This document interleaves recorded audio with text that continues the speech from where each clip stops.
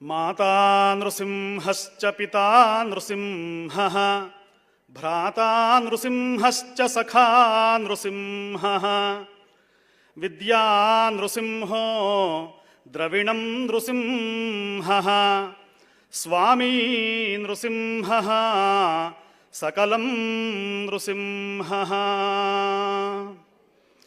గర్జంతం తర్జయంతం నిజభుజపటలం స్ఫోటయంతం హసంతం కృచ్యంతం తాపయంతం దివి భువి దితిజం క్షేపయంతం కిరంతం ఛేదంతం తాడయంతం దశ దిశ సహితం సంహరంతం హరంతం వీక్షంతం ఘూర్ణయంతం కరనికరయుతం దివ్యసింహం నమామి. శృతిస్మృతిపురాణానాం ఆలయం కరుణాలయం నమామి భగవత్పాదశంకరం లోకశంకరం. నమస్సభాయై. జ్యోతిష్శాస్త్రం మీద ఇంత అద్భుతమైనటువంటి సదస్సు జరుగుతుంది అంటే ఇది మన హైదరాబాద్కే గర్వకారణమైనటువంటి సదస్సు, సభ. దీని పేరు విద్వత్ సభ. సభలు అన్ని చోట్ల జరుగుతూ ఉంటాయి, ఎంతోమంది పండితులు పామర్లు పాల్గొంటూ ఉంటారు, కానీ ఇది విద్వత్ సభ. విద్వానేవ విజానాతి విద్వజ్జన పరిశ్రమం అంటారు. పండితులైనటువంటి వాళ్ళకి మాత్రమే పండితుల యొక్క గొప్పతనము లక్షణం తెలుస్తుంటుంది. ఇక్కడ ఒక 10 సంవత్సరాల ముందు ఈ పండగల విషయంలో ముఖ్యంగా సామాన్యులకు కావలసింది పండగలు. వారిప్పుడు సభాధ్యక్షులు సాగి కమలాకర శర్మ గారు చాలా గొప్పగా చెప్పారు. భగవంతుడి ముందు మనం ఎంత, శాస్త్రాలెంత, శాస్త్రం ముందు మనం ఎంత.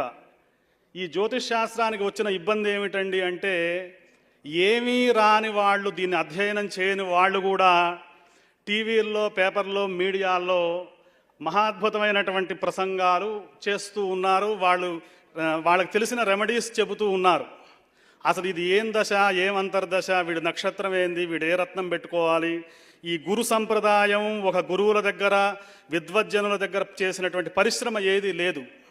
నోటికి ఏది వస్తే అది, మీరు ఈ ఎండుమిరపకాయలతో ఇట్లా చేయండి, మిరియాలతో ఇట్లా చేయండి, లేకపోతే మీకు ఇట్లా ఇది ఉంది అది ఉంది అంటే నమ్ముతున్నారు.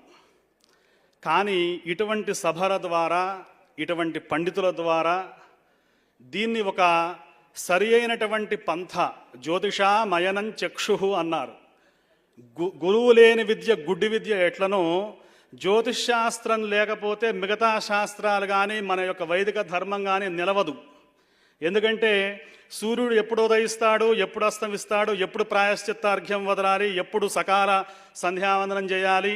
ఇక మరి శ్రౌతంలో అయితే అనేక యజ్ఞయాగాదులు ఉన్నాయి. అవన్నీ కూడా ఈ సూర్యచంద్రుల యొక్క గమనాలు, నక్షత్రాలను బట్టే ఉంటాయి. కాబట్టి యథా శిఖా మయూరాణాం నాగానాం మణయో యథా తద్వద్ వేదాంగ శాస్త్రాణం జ్యోతిషం ఊర్ధ్విముపస్థితం. అన్నిటి మీద, శిరస్సు మీద కిరీటం ఎట్లుంటుందో, కిరీటంలో నవరత్నాలు ఎట్లుంటాయో, నవరత్నాల్లో వజ్రం ఎట్లా ఉంటుందో అటువంటి శాస్త్రం జ్యోతిష్ శాస్త్రం. కాబట్టి అటువంటి జ్యోతిష్ శాస్త్రం మీద ఇంత అద్భుతమైనటువంటి దీర్ఘమైనటువంటి సదస్సు పెట్టి, ఇందులో అనేక మంది సిద్ధాంతులు, పండితులు, మహానుభావులు ముందు చాలామంది కూర్చున్నారు. మాకు చాలా ఇష్టం మా సాయి కమలాకర శర్మ గారు. ఎందుకంటే చాలా రోజుల నుంచి పరిచయం. మా ఉస్మానియా విశ్వవిద్యాలయంలో వారి తెలుగు శాఖ అధ్యక్షులుగా ఉండడం అనేది కూడా చాలా ఆనందదాయకమైనటువంటి విషయం. మాది సంస్కృత విభాగం కావచ్చు, కానీ సంస్కృత విభాగం, తెలుగు విభాగం పక్కపక్కనే ఉంటాయి. రోజు చూస్తూ ఉంటాం అటు ఇటు మేము చదువుకున్నప్పుడు. అట్లాగే ఇక్కడ కూర్చున్నటువంటి విద్వాంసులు, జ్యోతిష్ శాస్త్రంలో కృషి చేసినటువంటి మహానుభావులు, అలాగే బ్రహ్మశ్రీ శంకరమంచి రామకృష్ణ శాస్త్రి గారికి భారతదేశంలో కాదు అమెరికాలో కూడా వారి యొక్క దీప్తి తేజస్సు అక్కడ కూడా ప్రకాశిస్తుంది. అలాగే మా సిద్ధాంతి గారు ఇక్కడ గాడిచర్ల వారు అనుకుంటాను, వారు సిద్ధాంతి గారు ఉన్నారు. అలాగే ఆచార్యస్వామి వారు ఉన్నారు. దివ్యజ్ఞాన సిద్ధాంతి గారు అవధాన జ్యోతిషావధానం చేశారు. వారు చాలా అద్భుతంగా ఇక్కడ రవీంద్ర భారతిలో మన దర్శనం వాళ్ళు అన్నయ్య వాళ్ళు ఇక్కడ సప్తాహం పెట్టారు. 2005 మేము అప్పుడు కూడా పాల్గొన్నాం. 7 రోజులు అవధానం జరిగింది. అప్పుడు విద్యార్థి దశలో మా మరుమాముల దత్తాత్రేయ శర్మ గారు, మరుమాముల వెంకటరమణ శర్మ గారు అత్యద్భుతంగా పెట్టారు. ఈ సభాధ్యక్షులైనటువంటి యాయవరం చంద్రశేఖర శర్మ సిద్ధాంతి గారికి, దివ్యజ్ఞాన సిద్ధాంతి గారికి, అలాగే సాగి కమలాకర శర్మ గారికి, శంకరమంచి వారికి, ఇక్కడ కూర్చున్నటువంటి అనేక మంది సిద్ధాంతులకు నమస్కరిస్తూ, మేము జ్యోతిషానికి సంబంధించినటువంటి ఎక్కువ డెప్త్ ఉన్నవాళ్ళం కాదు.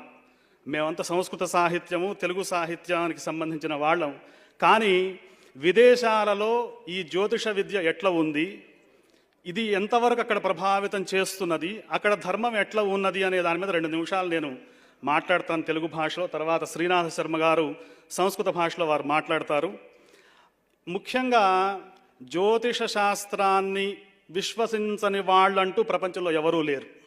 అన్ని ధర్మాల్లో, అన్ని మతాల్లో, అన్ని అభిప్రాయాల్లో దీన్ని విశ్వసిస్తున్నారు. అమెరికాలో జ్యోతిష్ శాస్త్రాన్ని అందరూ కూడా విశ్వసిస్తారు. పెద్ద పెద్ద డాక్టర్లు కానివ్వండి, ఇంజనీర్లు కానివ్వండి, ఇక్కడ నుండి వెళ్ళిన వాళ్ళందరూ కూడా దాన్ని చాలా గౌరవిస్తారు. అయితే అమెరికా దేశానికి ఉన్నటువంటి ఇబ్బంది ఏమిటండి అంటే, భారతదేశానికి ఇండియన్ స్టాండర్డ్ టైం అని చెప్పి ఢిల్లీలో 6 కంటే హైదరాబాద్లో కూడా 6 అని చెబుతారు. మీరు లోకల్ టైం ఏదో సంస్కారం చేసుకుంటారు పండితులైన వాళ్ళు. కానీ మాలాంటి సామాన్యులకి ఢిల్లీలో 7:05 ఇయం ఆకాశవాణి సంప్రతి వార్తా శ్రూయంత అంటే అక్కడ అదే సమయం, ఇక్కడ మనకు మన తెలంగాణలో కూడా అదే సమయం అవుతుంది. అమెరికాలో ఏంటంటే 4 సమయాలు ఉన్నాయి. ఈఎస్టీ అంటారు, ఈస్టర్న్ స్టాండర్డ్ టైం. తూర్పు భాగంలో న్యూయార్క్, న్యూజెర్సీ ప్రాంతాల్లో ఒక సమయం ఉంటుంది అట్లాంటిక్ మహాసముద్రం యొక్క తీరంలో. రెండవది మధ్య అమెరికాలో ఉండేటువంటి సమయం, అదొక సమయం ఉంటుంది. తర్వాత పర్వత భాగాల్లో, మౌంటైన్ భాగంలో ఉండేటువంటి సమయం, అదొక సమయం ఉంటుంది. ఇక 4వది పసిఫిక్ సముద్ర తీరంలో అంటే పశ్చిమ అమెరికా వైపు ఉండేటువంటి కాలిఫోర్నియా రాష్ట్రం వైపు ఇంకొక సమయం ఉంటుంది. అంటే ఇక్కడ 9 అయితే ఒక చోట 8 అవుతుంది, 7 అవుతుంది, ఇంకో చోట 6 అవుతుంది. మీరు ఒక్క న్యూయార్క్, న్యూజెర్సీకి కనుక పంచాంగం గణిస్తే మిగతావన్నీ కూడా 1 గంట చేంజ్గా మనం తీసుకోవచ్చు. కానీ అక్కడ కూడా చాలామంది సంధ్యావందనం చేసేవాళ్ళు ఉన్నారు. ప్రతిరోజు శంకరుడికి, సాలగ్రామానికి అభిషేకం చేసి తీర్థం తీసుకొనే ఆఫీస్కి వెళ్ళేవాళ్ళు కొన్ని వందల వేల మంది అమెరికా దేశంలో ఉన్నారు. భారతదేశంలో మన వాళ్ళు వీటిని గుర్తించట్లేదు. వాళ్ళు ఏంటంటే కొంత సైంటిఫిక్గా గుర్తిస్తారు. అట్లాగే ఇప్పుడు ఇందులో మాట్లాడతారు, జ్యోతిషం శాస్త్రానికి, వైద్య శాస్త్రానికి చాలా లింక్ ఉంది.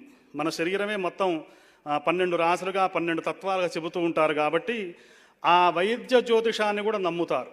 చాలామంది ఇక్కడ పండితులు సూచనలు చేస్తూ ఉంటారు. కానీ ధర్మాచరణ విషయంలో కొన్ని సందర్భాల్లో భారతదేశం కన్నా అమెరికా దేశంలో చాలా గొప్పగా ఆచరిస్తున్నారు, చాలా గొప్పగా సేవలు అందిస్తున్నారు. అక్కడ ఉన్నటువంటి ప్రవాస భారతీయులు కానివ్వండి, ప్రవాస తెలుగువారు కానివ్వండి, చాలా గొప్పగా చేస్తున్నారండి. ఈ శాస్త్రాన్ని నమ్ముతారు. మేము కూడా అక్కడ అనేక సభల్లో తానా, ఆట, టీటీఏ, నాట్స్, అలాగే టీఎల్సీఏ ఇటువంటి సభలో మేము పంచాంగ శ్రవణం చెబుతూ ఉంటాం ఆ దేశంలో. అయితే అక్కడ విధానం ఏంటంటే, ఇక్కడలాగా గంటసేపు చెబుతా అంటే ఎవరు వినరు.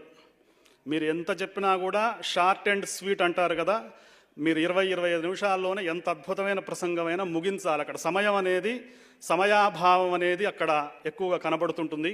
కాబట్టి అసలు కాలపురుషుడే సాక్షాత్తు పరమేశ్వరుడు. కాబట్టి భగవంతుణ్ణి ఉపాసించేటువంటి క్రమంలో జ్యోతిష్శాస్త్ర ఉపాసన, జ్యోతిష్శాస్త్రం యొక్క అధ్యయనము, ఇవి చాలా కీలకమైనటువంటివి. ప్రపంచానికి మార్గదర్శనం చేస్తున్నటువంటి సభ మన తెలంగాణ విద్వత్ సభ అని తెలియజేస్తూ, ఈ కార్యక్రమంలో పాల్గొంటున్నటువంటి అనేక మంది పండితులకు ఇప్పటివరకు అనుగ్రహ భాషణ చేసిన పుష్పగిరి స్వాముల వారికి నమస్కారం చేస్తూ, ఎండోమెంట్స్ కమిషనర్ గారు, అలాగే అందరూ గొప్ప వాళ్ళు పాల్గొన్నారు.